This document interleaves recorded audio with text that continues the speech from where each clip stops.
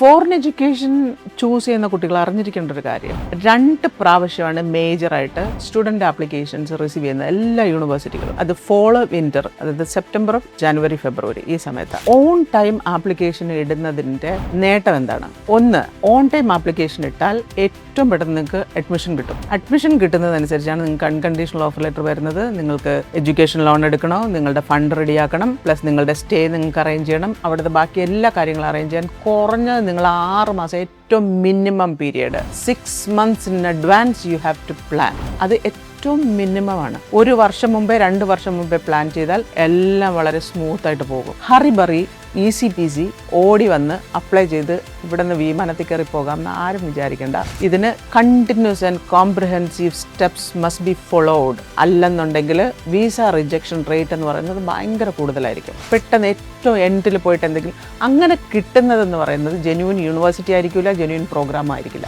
ഓരോ set of programmes design ചെയ്തിരിക്കുന്നത് ആ കൺട്രിയുടെ ഫോറിൻ എഡ്യൂക്കേഷൻ പോളിസിയുമായിട്ട് അലൈൻ ചെയ്തിട്ടായിരിക്കും. വിസ എന്ന് പറയുന്നത് ഭയങ്കര ഒരു ഹെർക്കൂലിയൻ പ്രോസസ് ഉണ്ട്. ഒരു 6 months ഇൻ അഡ്വാൻസ് നമ്മൾ ഓഫർ കിട്ടുന്ന രീതിയിൽ വേണം കാര്യങ്ങൾ കൊണ്ടുപോകാൻ.